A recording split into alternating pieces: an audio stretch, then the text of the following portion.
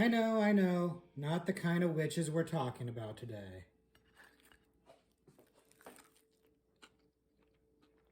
Delicious, though.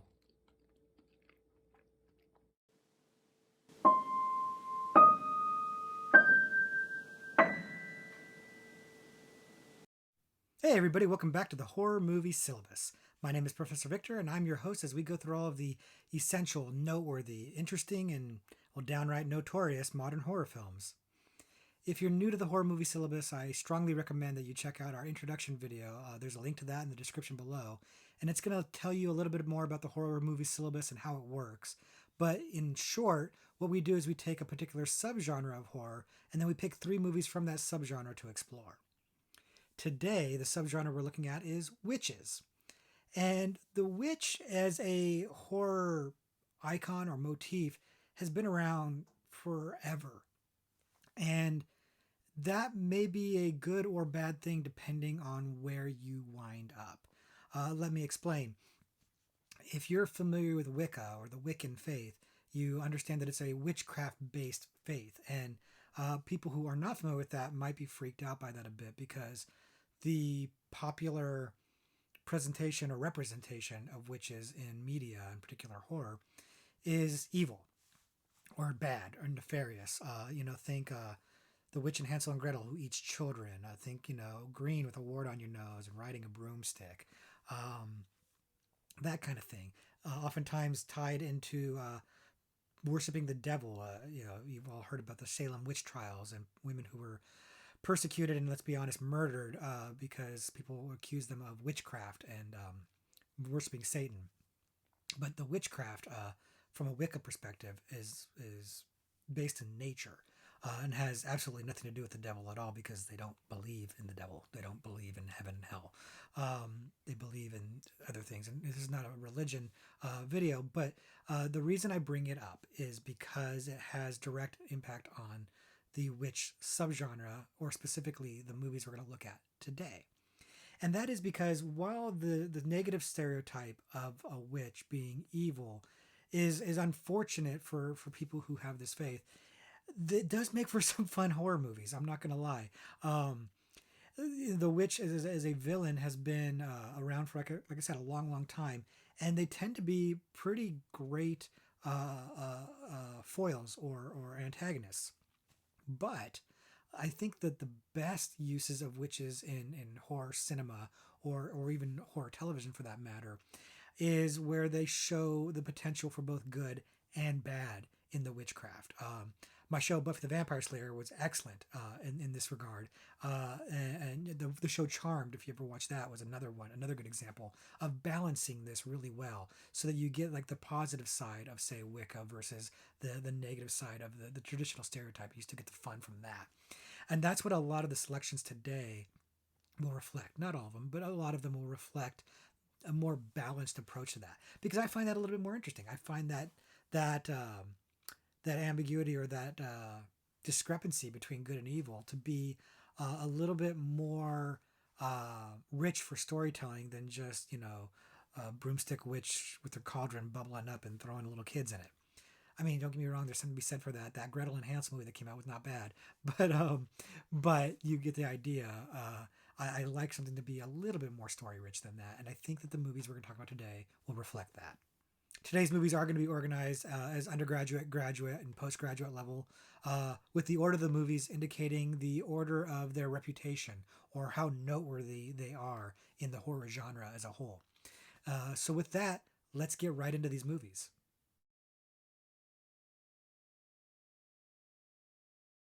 Our first movie, our undergraduate level movie, is The Craft. Now, if you are a child of the 90s and you're a girl in particular, you probably love this movie. This movie has a very passionate and rabid fan base for good reason. It's a good movie. I actually really like this movie quite a bit. If for some reason you're not familiar with The Craft, it came out in 1996, and it's the story of a girl who goes to a new school and becomes friends with a few other girls who are all kind of social outcasts for various reasons, and they all have an interest in witchcraft. And they find that the 4 of them together can tap into something very, very powerful that might change the nature of their school relationships. And again, I don't like to spoil it in case you haven't seen it, but the movie is pretty popular. It was a hit when it came out, and it's a lot of fun.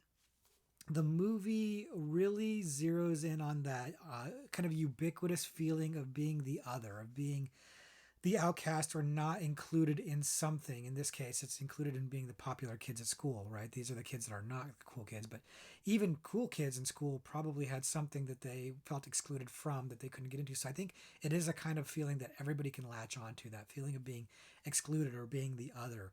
And it kind of zeroes in on that feeling and how it feels to kind of connect with others who feel the same way. And then has the wish fulfillment aspect of, well, what if you could do something about that? What if you were suddenly given power to do something about that? And then, of course, explores the theme of absolute power corrupting absolutely, and that kind of thing. So the movie's got some universal themes that I think can apply to anybody. It does seem to resonate really well with young girls, especially young girls who grew up in that time period, because it does feel very 90s.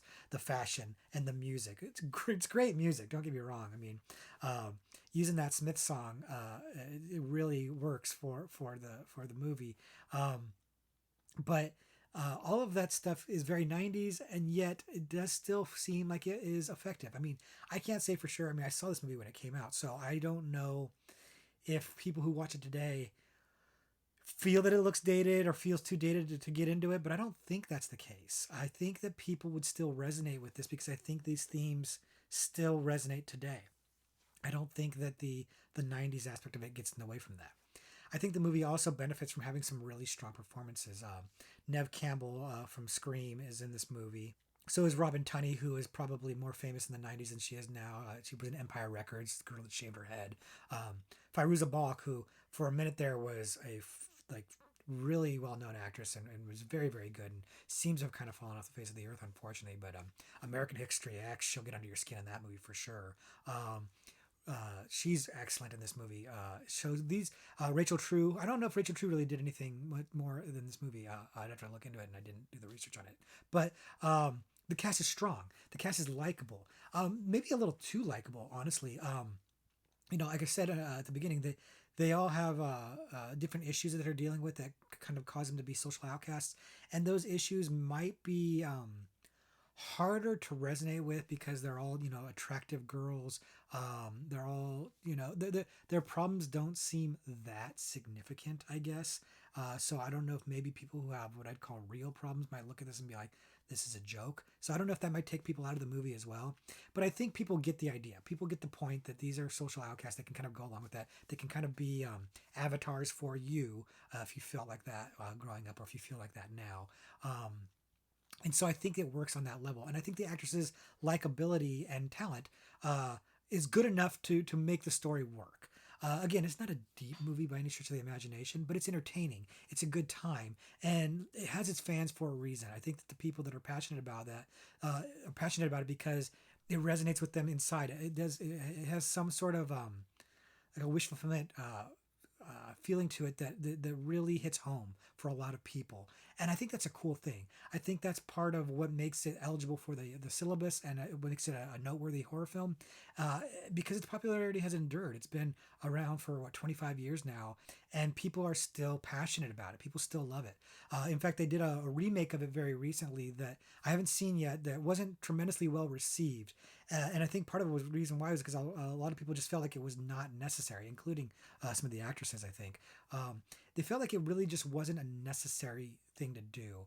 And from the reviews I did see of it, it didn't really bring anything much new to the table. It updated it, but that was about it. It really seemed to kind of lose a little bit of the magic that the original had that made it connect with people so well. So sounds like the remake, I intend to see it, and I'll make my own opinion when I finally see it, but it sounds like it's not really anything to get too excited about. But the original is 100% worth your time. It's a good movie. It's got good actors in it. It's a lot of fun. There's some problematic parts in it that people have talked about that maybe don't ring up so well today with today's sensibilities. It may not work quite as well. But overall, I don't think those things get too much in the way of enjoying the movie. I think that overall it still winds up being a really fun ride. So if you haven't seen it, I definitely recommend you check it out and then come back here and let us know what you think.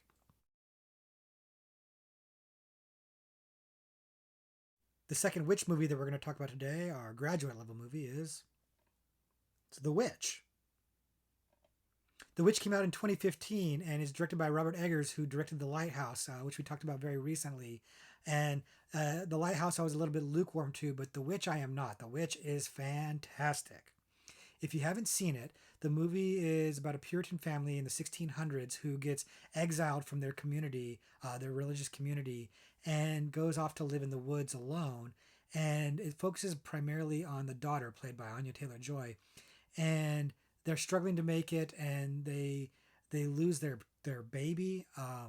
I don't want to get too into the details of this because I don't want to spoil anything, but essentially they start to suspect that they might be being victimized by a witch, and perhaps that witch is their daughter.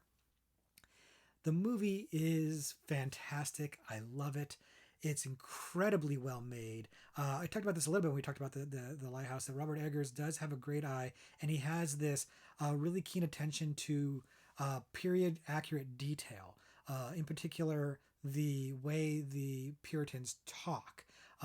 It's very hard to follow. I'll be honest with you. You would benefit from having subtitles on in the movie because they talk in this kind of old English style that is a challenge to decipher, because it's so different than the way we talk.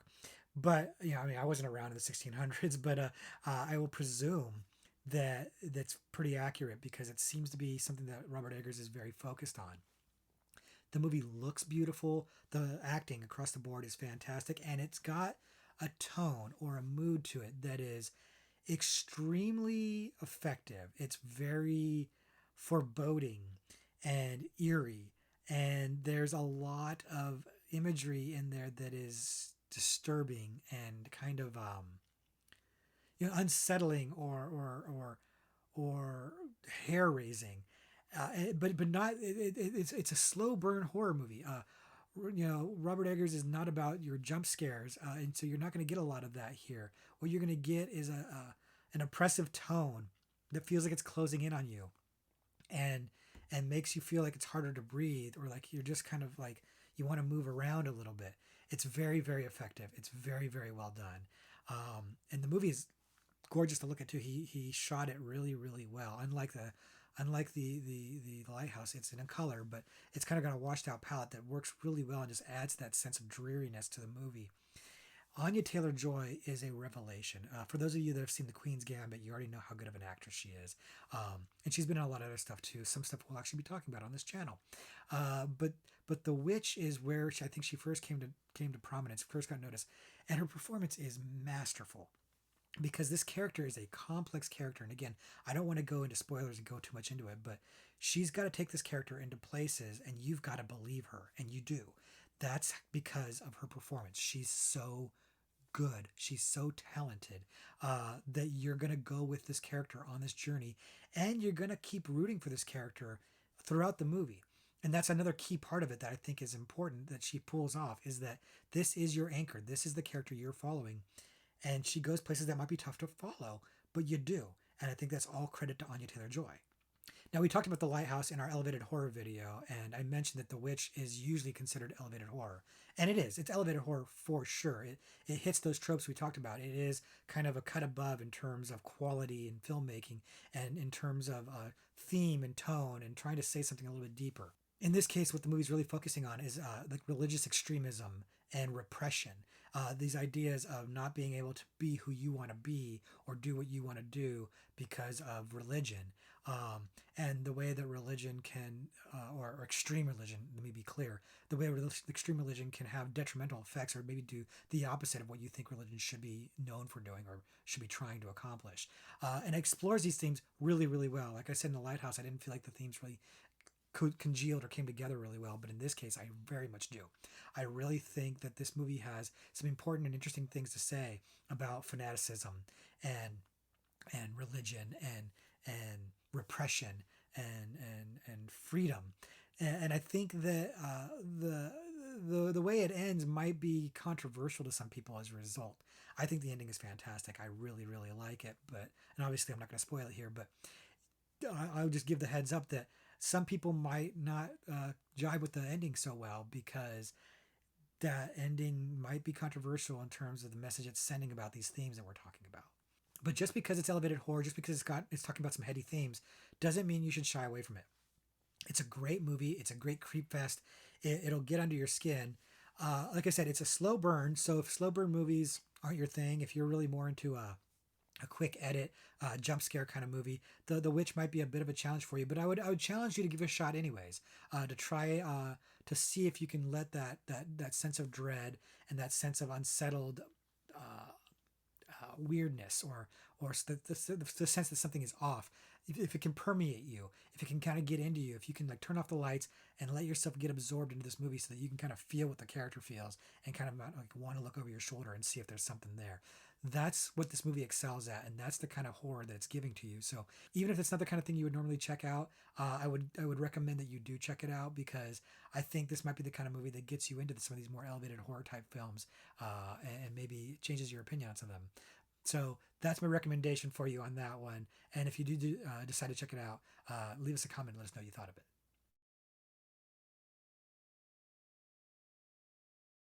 The last movie that we're talking about today, our postgraduate level movie, is Suspiria. Suspiria is directed by Dario Argento, master of horror. We have talked about him before. We will probably wind up talking about him again. But Suspiria is considered his masterpiece. If you're not familiar with it, it came out in 1977, and it's about an American woman that goes to a ballet school in Europe, only to find weird things going on at the school, and ultimately to find out that it is a school of witches. It's a bizarre mind trip.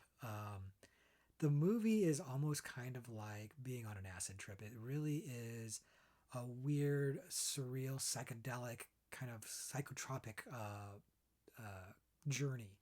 And a large part of that is because of Argento.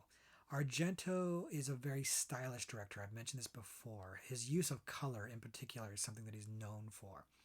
In this movie, he's using color and lighting and weird camera angles to achieve this surreal feeling. And when I say surreal, I mean like a surreal painting almost. Like these things oftentimes don't look real, they look surreal, like a surreal painting.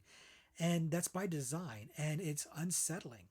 It's very effective of giving the movie a certain tone of something being off, which echoes the way the protagonist feels when she gets to the school.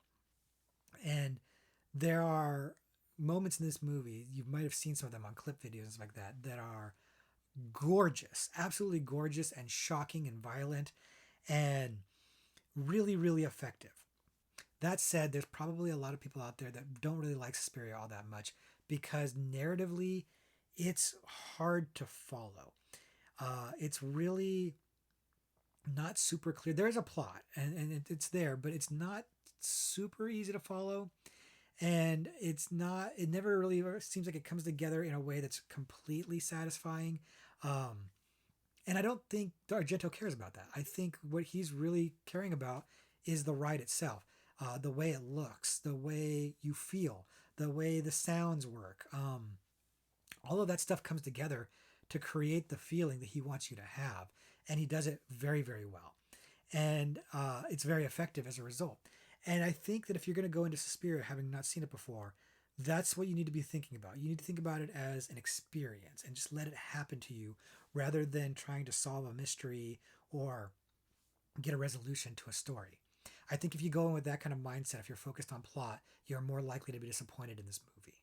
Aside from Argento, one of the other things about this movie that's really noteworthy is the soundtrack by a group called Goblin, which was a prog rock group in the 70s. It's very noteworthy. The music is outstanding. I don't have the soundtrack yet, but I want to get it because it's really, really good. It's very famous as a result, and it's great. It's really, really good stuff, and it works with the movie so well because it also just enhances that feeling of weirdness, that feeling of otherworldliness. Like that's really, I guess, what I think I'm trying to zero in on is Suspiria feels like another world. It feels like a dream world by design. The music works for that. The colors work for that. The camera work works for that. Even the plot works for that. Part of why things don't really make a lot of sense is because you feel a little bit like you're in a dream. I think that's what Argento is going for, and I think it works really, really well. So if you understand that going in, I think you're more likely to have a good time. Just realize it's kind of like the Phantasm movies, which we'll talk about at some point. They're kind of dreamlike, and this is the same thing. This movie is a little bit dreamlike. While I said, like I said, there is a plot to it, and it's trying to connect some dots. At the end of the day, the best parts of this movie just feel like a dream, and they're wonderfully, wonderfully weird and creepy and gory. Um, and that's Argento in a nutshell. Like that's what he's about is pretty gore and sexy gore, if you will. Really artistic looking stuff, impressionistic, surreal kind of stuff. And he's not for everybody. He's an acquired taste, I think. But I've acquired his taste. I love his stuff very, very much. Now the movie is sort of part of a trilogy. There are two other movies, Inferno and Mother of Tears, which are kind of thematic sequels rather than narrative sequels. They don't really pick up the thread specifically from Suspiria, but they do set up kind of a mythology about three witches, each movie dealing with one particular witch, and it works. It's kind of a retroactive or a retconned, storyline, but it works. And neither of the other two are as good as Suspiria, nor do they have the reputation of Suspiria. But Inferno, I think, is quite good. It's a bit of an underrated Argento movie, and is only now, I think, starting to get the love that it probably deserves. It's again not quite as good as Suspiria, and it's not the same storyline, but it's enough of a thematic follow up that it makes sense to watch it together. And then the third one, Mother of Tears, which came out many, many years later, because I think Inferno came out in the '80s and Mother of Tears came out, I think, in the 2000s. That one, it stars Argento's daughter, Asia Argento, and she's quite good. And the movie's good, but it feels like it kind of, because it came out so much later, it kind of feels farther removed from the other two. It doesn't really kind of adhere or mesh as well with the other two as part of the trilogy. So honestly, like, you could take or leave the other two. I think they're worth your time. I think they're worth watching, but the original is definitely the one. It's the must see.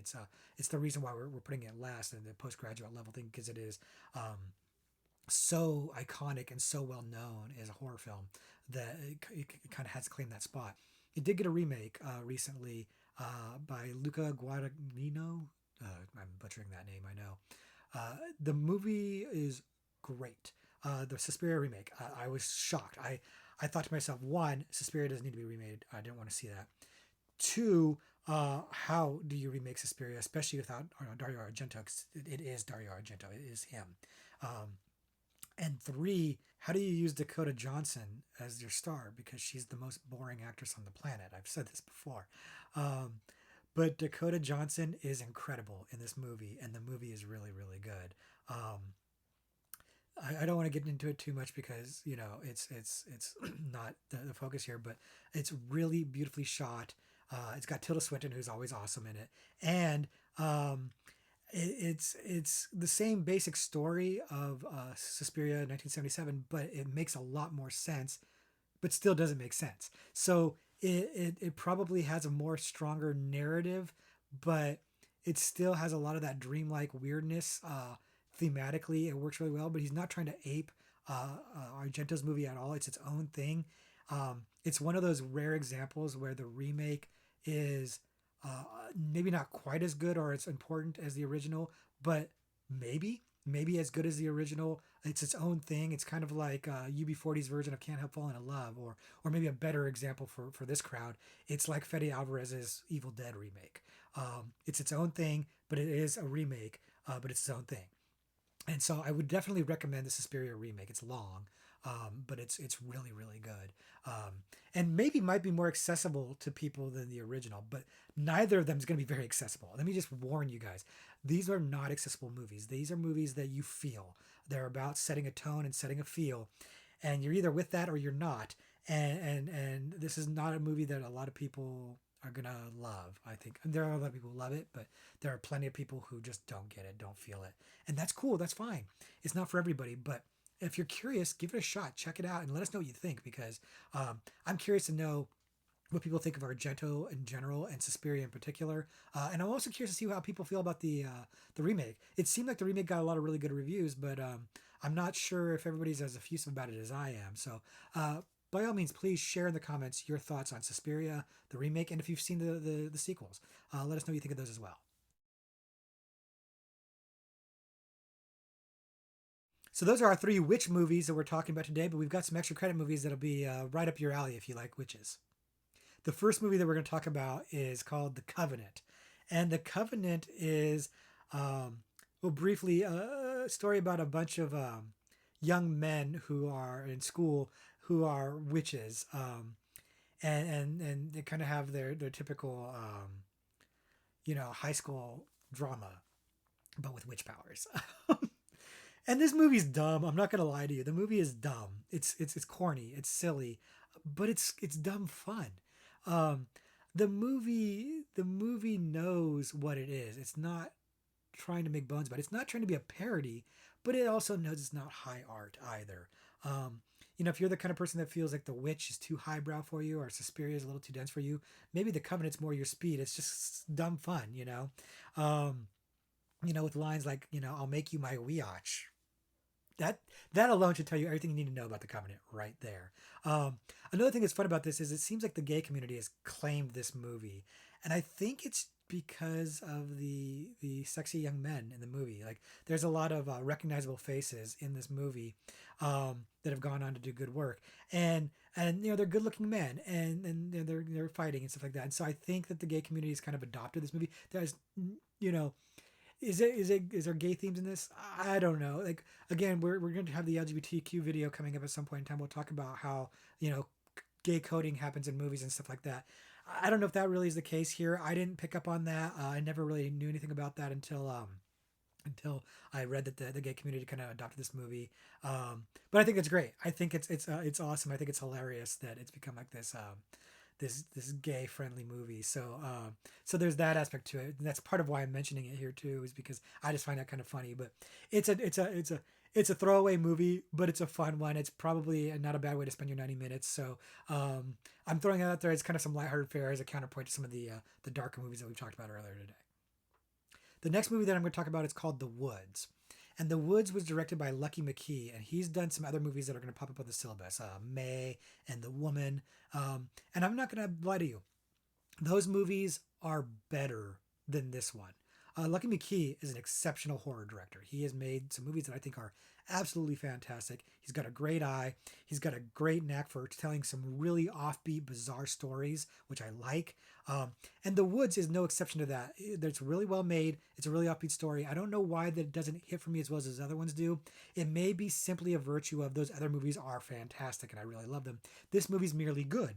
If you haven't seen it, it's basically the story about a prep school that's set out in the woods that's being run by witches, and it follows one girl in particular. She's trying to, escape the witches, and the woods themselves are tied into this. And one of the things I like about this movie is that it really kind of seems to weave into the notion of witches and their connection to nature. I mentioned earlier in the video that the Wiccan religion is really connected to nature, really more than about God and Satan.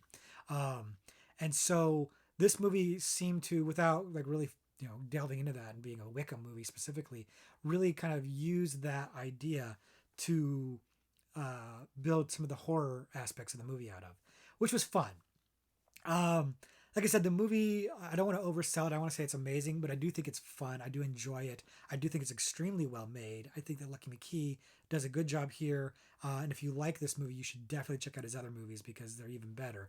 But this is a good one to check out. Again, not quite as heavy as some of the other movies we talked about today. Like I said, even though it's focusing on some Wiccan themes, I don't think that's anything that's going to be problematic for you as a viewer. It's just a good time. So if you haven't seen it, check it out. And the last movie we're going to talk about today for extra credit is Warlock. And if you thought the last two movies were schlocky good time, this one is going to take the cake. Warlock came out, I think, 1989. It's late 80s. It stars Julian Sands as a warlock from the 17th century who travels in time to modern day 80s. And is chased by Richard E. Grant, who's a witch hunter. um, and it's kind of ridiculous, and it kind of knows that it's ridiculous too, which is kind of fun. It's dumb. It's a dumb movie, and the effects are pretty cheesy. But I man, if I didn't have a good time with it, like, it's just fun. Like, it's schlocky, campy fun, and it's not trying to be anything more than that. It's not going too far out of its way to be corny, and it's mostly playing it straight. But it knows that it's corny. It knows it doesn't have the budget to do anything better than this, and that's, I think, what gives it its charm. That and Julian Sands. If you're not familiar with him, he's done some other movies back in the 80s. He was a star back then. He's a handsome man. He has got this menacing presence that just really works in this movie. He is the key aspect of why this movie is A, as enjoyable as it is, and B, as popular as it has become, as a cult favorite.